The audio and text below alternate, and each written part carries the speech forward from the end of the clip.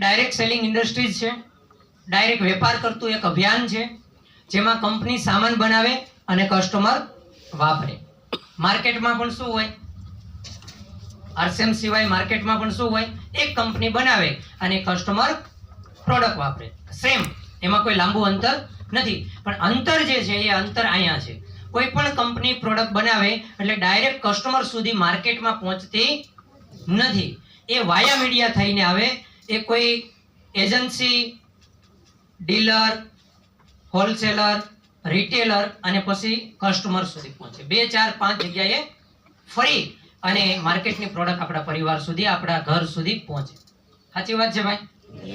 કોઈ કંપની વાળા ડાયરેક્ટ કસ્ટમરના ઘર સુધી સામાન પહોંચાડતા નથી. અને આ કોઈ પણ કંપની ગમે તે પ્રોડક્ટ બનાવે એની ટીવીના મારફતે બહુ મોટું પેમેન્ટ વાપરી અને જાહેરાત કરાવે. અને એ પણ કેવા લોકો પાસે? વિશ્વ વિખ્યાત, જેને લોકો પહેલેથી ઓળખે છે.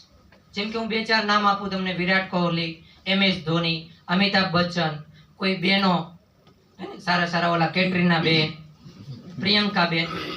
હા, એ સારા એટલા માટે છે કેમ કે પહેલેથી જ છે. એ કોઈ સાબુથી કેમ થયા નથી, કોઈ ક્રીમ લગાડીને થયેલા નથી. એ તો પહેલેથી સુંદર છે, પણ કોઈ પ્રોડક્ટ એના હાથમાં લગાવી દે, પકડાવી દે તો આપણી જેવા ગામડાના બહેનો એ વાપરવા માટે પ્રેરાય. બસ એનો મૂળ ઉદ્દેશ્ય એ હોય. અને એમાં કરોડો રૂપિયા આ જાહેરાતોની અંદર કંપની વાપરે. અહીંયા આટલા બધા બજેટમાં વપરાય, પછી આ લોકોમાં પણ અમુક ટકા પેમેન્ટ વપરાતું હશે. સમથિંગ આપણે 5% તો ગણીએ ભાઈ. આનાથી નીચે જો કોઈ હોય તો વેપાર કરે કોઈ પણ દુકાનવાળો નહીં કરે. તો લગભગ આ મિક્સ કરીએ તો 20% જેવું પેમેન્ટ રિટેલ શોપમાં જતું હોય અહીંયા રિટેલિંગની અંદર. અને બધાને ખબર છે ભાઈ આ કરોડો રૂપિયાનો ખર્ચો છે, તો 30% માની લો. ઓલ ઓવર જાહેરાતમાં કેટલું પેમેન્ટ વપરાય? 30%. તો 30 અને 20 આ પ્રકારની જે મેથડ છે એમાં 50% જેટલું પેમેન્ટ આમ લોકોનું, આટલા લોકો માત્ર લઈ જાય છે. કોણ? વેપારી ભાઈ અને ટીવી વાળા. આરસીએમ ની મેથડ એ બીજું કાંઈ જ નથી ફેરફાર કર્યો. આરસીએમ ની અંદર નથી જાહેરાત કે નથી મિડલમેન. આ બેયને અટકાવી દીધું એટલે આ પેમેન્ટ સીધું બચે કે ન બચે ભાઈ? આ સીધો કન્સેપ્ટ. આમાં કઈ 10 મિનિટ 20 મિનિટ લાગવી જરૂરી નથી. આ બધાને સમજાઈ જાય. આ સીધું કરી દીધું. રાઈટ કન્સેપ્ટ માર્કેટિંગ આવું નામ આપ્યું. આ મેથડનું નામ આરસીએમ છે. બધું વચ્ચેથી હટાવી દીધું. જે ખોટો ફાલતુનો ખર્ચો હતો એને હટાવી દીધો. આનાથી શું ફાયદો પરિવારને મળે, સમાજને મળે? તો પહેલા, કોઈ વેપારી નથી તો આપણને 100% શુદ્ધ સામાન મળે. કેટલા ટકા? 100%. અને આ તો બધાએ લેવું જોઈએ કે નહીં ભાઈ? 100% જો આપણો સામાન ઘર પરિવારનો ઓરિજિનલ મળતો હોય તો આપણે વાપરવો જોઈએ કે નહીં? બજારમાં પણ આવી જ રીતનો સામાન આવે, પણ વચ્ચે ખબર નહીં ક્યાં ભેળસેળ થઈ જાય. કેમ કે આજ ભારતના માર્કેટમાં ઓરિજિનલ કઈ અને ડુપ્લિકેટ કઈ એ ગોતવું સંભવ નથી સંભવ. કારણ કે માર્કેટ જ ભેળસેળ વાળું થઈ ગયું. અને એ સામાન પૂરા માર્કેટનો ક્યાં આવે? બજારમાં. અને બજારમાંથી આપણા બધાના પરિવારોમાં. એ સામાનની આડઅસરને કારણે આજ કંઈક પરિવારોમાં diabetes, gas, acidity, cancer, paralysis, સાંધા સ્નાયુઓની તકલીફ, માઇગ્રેનની તકલીફ, આવી અનેકો તકલીફ આ ભેળસેળવાળા સામાનને કારણે ઘરે પહોંચી ગઈ. તો મારા પરિવારના આરોગ્ય માટે જો આવો શુદ્ધ સામાન મળતો હોય તો દુકાન બદલવી જોઈએ કે નહીં? આ શુદ્ધ એટલા માટે રહી છે કારણ કે અહીંયા કોઈ ભેળસેળ કરવા વાળું વચ્ચે નથી અને માર્કેટમાં એ સંભવ નથી. બીજો બેનિફિટ આપણને આ કન્સેપ્ટની અંદર એ મળ્યો કે અહીંયા કોઈ મિડલમેન ન હોવાથી તમને ને મને સમથિંગ 20% આસપાસની ડાયરેક્ટ એમઆરપી પરથી શું આપવામાં આવ્યું? છૂટ આપવામાં આવી. માર્કેટ આ સંભવ છે ભાઈ. અહીંયા કોઈને આપણે નફો આપવાનો નથી. તો કોઈ પણ આરસીએમ ની 100 રૂપિયાની પ્રોડક્ટ જો તમે આરસીએમ ના ડિસ્ટ્રીબ્યુટર બનો, કાર્ડ કરાવો, આઈડી લગાવો, ખાતું પાડો, ભાગીદાર બનો, તો તમને તમારા પરિવારની દરેક જરૂરિયાતની પ્રોડક્ટ કેટલા ટકા? 20% એમઆરપી થી ડિસ્કાઉન્ટ રેટમાં મળે. આ બહુ મોટી રકમ છે. આને આપણે ક્યારેક કોઈ ગણતા જ નથી. સમથિંગ એક પરિવાર 10,000 રૂપિયાનો મહિને સામાન વાપરતી હોય ને તો એ 12,000 નો આવે. કેટલાનો મહેશભાઈ? MRP માં ગણીએ તો મિનિમમ કેટલાનો આવે? 12,000. આ 2,000 રૂપિયા માર્કેટમાં તો લાગતા હતા કે નહીં? RCM માં નથી લાગતા, તો આપણે ગણવાનું બંધ કરી દીધું. આ ગણવાના 2,000 રૂપિયા જેવો દર મહિનાનો સામાન તમારો અહીંથી બચી જાય. ત્રીજો જે બેનિફિટ છે એ બેનિફિટ આપણને મળે છે લગાતાર જો તમે ખરીદી કરવાનું જારી રાખો, એક પણ મહિનો ઝીરો ન જવા દો, તો 6 મહિને એકવાર તમને કરિયાણાના સામાનની ગિફ્ટ મળે. આ સંભવ નથી માર્કેટમાં કોઈ આપી શકે. અને આ શા માટે લેવી જોઈએ? તો જે રેશનિંગની દુકાન હોય, સસ્તા અનાજની દુકાન, ત્યાં કેટલું સસ્તું હોય અનાજ? કેટલું સસ્તું હોય? બહુ કઈ લાંબો ફરક હોય નહીં. તેમ છતાં જેની પાસે રેશન કાર્ડ હોય એને જ મળે કે બધાને મળે? જે ગામમાં હોય એ જ ગામમાં મળે, પછી હું કોટડાનું અહીં લઈને આવું થાપે? જે તમારી દુકાન એરિયાની એ દુકાને જ તમને મળે. પણ વિચારો, આજ પૂરા ભારત માટે આ કેટલી ઓપોર્ચ્યુનિટી છે, કેટલી તક છે. પૂરા ભારતના એક એક પરિવારને આ સામાન 6 મહિના અહીંથી ગિફ્ટ મળે. પૂરા ભારતમાં. અને એવું નહીં, હું કોટડા રહું છું, મારી આઈડી ઉપર ગિફ્ટ છે, હું સુરત આવીને લઈ શકું.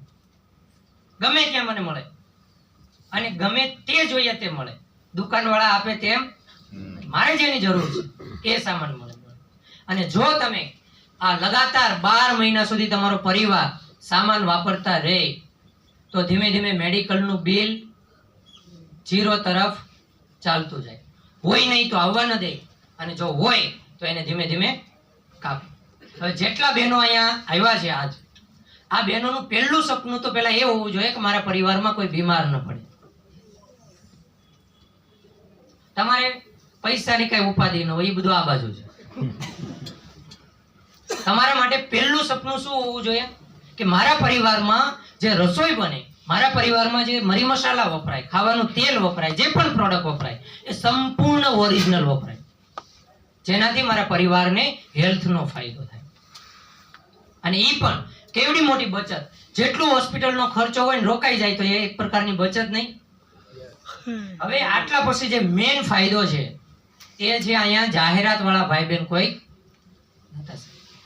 આ જો તમે સામાન વાપરતા વાપરતા તમને એવું લાગે કે રિયલ મારે સગા સંબંધીઓને બચાવવા છે, RCM ના કામને તો હું લોકોને બચાવવાનું કામ કહું. કેમ કે આજ દિનેશભાઈ આપણને અવારનવાર કહે કે નહીં કે લગભગ 80% ભારતીય કોઈની કોઈ દવા ખાય છે. હવે 80% એટલે કોણ? 80%માં કોણ કોણ આવે? આપણે તો ભાઈ વાળું આવે, આપણો તો પરિવાર આવે. એને બચાવવા માટે જો તમને ફાયદો થાય અને તમે તમારા સગા સંબંધીઓને RCM ની પ્રોડક્ટ પહોંચાડો, તો આ જાહેરાતમાં જે કરોડો રૂપિયા માર્કેટમાં વ્યા જતા હતા એ આપણને મળે તો કઈ વાંધો, અને ઈ પાછા રોયલ્ટીના રૂપમાં મળે તો, વારસાઈ ઇન્કમના રૂપમાં મળે તો, આ જે મોટો બેનિફિટ છે ને, આના માટે બધા જ ભાઈ બહેને RCM ના કામને સમજવું જોઈએ. આ જાહેરાત વાળું જે પેમેન્ટ છે ને એ RCM માં રોયલ્ટીના રૂપમાં મળે છે. આ લેવા માટે ક્યાંય જવાનું નથી. તમારે તમારા સગા સંબંધીઓને તમે જેમ સામાન બદલાવીને ફાયદો મેળવો, આ ફાયદો એને અપાવવાનો. હવે તમે કોઈને વાત કરશો અને પરિવારમાંથી હોસ્પિટલ પૂરું થાય, બંધ થાય, બાળ બચ્ચા બીમાર પડતા બંધ થાય, તો આનાથી મોટી બીજી સેવા આજના સમયે શું હોઈ શકે? બીજું કામ કયું સારું આનાથી હોઈ શકે? એટલા માટે આ દરેક બાબતોને આપણે આજે સમજવી જરૂરી છે. આની અંદર જો તમે આ બધા જ બેનિફિટ લેવા માંગતા હોય તો જેટલા નવા ભાઈ બહેન છે, અમુક ડોક્યુમેન્ટ લાગશે, જેની સાથે તમે આવ્યા એને એ પ્રોસેસ પૂછી લેજો. 1 મહિનાનું કરિયાણું લેવાથી આ બધા જ બેનિફિટ તમે લઈ શકો. હવે આમાં તમે કહેશો કે ભાઈ તમે તો બોલી શકો એટલે આ બધું કરો, હે? તમારી પાસે તો બોલવાની કળા છે, તો ભાઈ બોલવાની કળા ભગવાને બધાને આપી, બરોબર? એને કેળવવી પડે. શું કરવું પડે? કેળવવી પડે. પહેલી વાર મારી પાસે આ માઇક્રો આવ્યું ને, તો લગભગ આને પવન આવી ગયો. પવનમાં તો સમજાય ને, વતા માઇક્રો ને પવન આવી ગયો. ડર બધાની અંદર હોય. મારું નામ પણ નતું બોલાનું, અટક ભૂલાઈ ગઈ, સમજાય? તો આવો ડર બધામાં હોય, સ્વાભાવિક છે. ઘણા બધા ફ્રીક્વન્સી આવે, એ તમારું કામ, અમારાથી ન થાય. થાય આવું તો ડરો નહીં, બિલકુલ ડરો નહીં. આ કઈ અઘરું નથી. બધાય બોલો જ છો કે નહીં? બેનું જ વાતો ક્યાં કોઈને વારો આવે? તો આમાં વાતો જ કરવાની છે, બીજું છે હું મહેશભાઈ? કાંઈ નથી. તમે જે બજારના કોઈના વખાણ કરો છો એની બદલે જો આ પ્રોડક્ટના વખાણ કરો અને તમારા બાળકોનું ભવિષ્ય બનતું હોય તો કઈ વાત કરાય? અને તમને એવું લાગે કે ભાઈ મારાથી હજી નથી રાગે પડતો તો મંગળવાર તો છે જ, અહીંયા લાવીને બેહાડી. અહીં મંગળવારે 2 બહેનો ને લેતા આવો, જેને આવડે એ બતાવી દેશે. કોઈ સેમિનાર થાય તો ત્યાં 10-12 બહેનોને લઈ જાઓ, ભાઈઓને લઈ જાઓ. આવી રીતે પણ આગળ વધી શકાય. મતલબ ડર ખતમ કરી દો. કેમ કે મારે હવે પછીની જે જિંદગી જીવવી છે એ કેવી જીવવી છે? સપનાઓની લાઈફ. આગળ વધવું છે. મારે પણ જીવનમાં બધું જોઈએ છે. એક માણસ બધું મેળવી શકે, બીજા માણસનો શું વાક? પરમાત્મા માટે તો બધા સરખા છે. માણસ ધારે તો બધું મેળવી શકે કે નહીં? આ વિશ્વાસ જગાડવા માટે આપણે સેમિનારો કરવા પડે, મીટિંગો કરવી પડે.